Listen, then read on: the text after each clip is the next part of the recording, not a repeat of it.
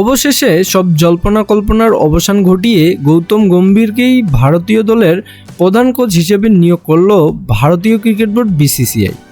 বেশ কিছুদিন ধরে গুঞ্জন থাকলেও আজ মঙ্গলবার 9 জুলাই গম্ভীরকেই চূড়ান্তভাবে নিয়োগের সিদ্ধান্ত জানিয়েছে বিসিসিআই সচিব জয় সাহা। ফলে সর্বশেষ টি-20 বিশ্বকাপে চ্যাম্পিয়ন দলের কোচ রাহুল দ্রাবিড়ের পরবর্তী উত্তরসূরি হলেন গম্ভীর। অবশ্য তার সঙ্গে হেড কোচের দৌড়ে ছিলেন আরেক সাবেক ক্রিকেটার ডব্লিউ.ভি. রমন। এর আগে অবশ্য জাতীয় দলে কোচিং করানোর অভিজ্ঞতা নেই গম্ভীরের, তবে কলকাতার নাইট রাইডার্স সহ একাধিক আইপিএল ফ্র্যাঞ্চাইজির মেন্টর ছিলেন তিনি। সম্প্রতি তার হাত ধরে 10 বছর পর আইপিএল চ্যাম্পিয়ন হয় কলকাতা।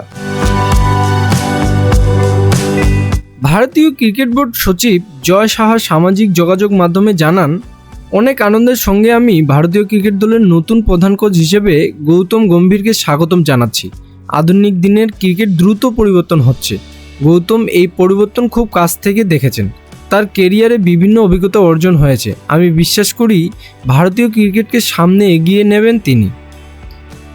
বোর্ডের এই কর্তা আরও বলেন, টিম ইন্ডিয়ার জন্য তার স্পষ্ট ভিশন ও বিশাল অভিজ্ঞতার কারণে তাকে এই রোমাঞ্চকর ও সবচেয়ে আকাঙ্ক্ষিত কোচিংয়ের ভূমিকায় সঠিক ব্যক্তি হিসেবে বসিয়েছে।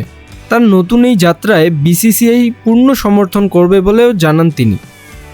এদিকে গুঞ্জন রয়েছে, গম্ভীরের ছেড়ে আসা কলকাতার মেন্টরের দায়িত্ব উঠতে পারে ভারতের সাবেক হেড কোচ রাহুল দ্রাবিড়ের কাঁধে। রাব্বিল ইসলাম, আই স্পোর্টস।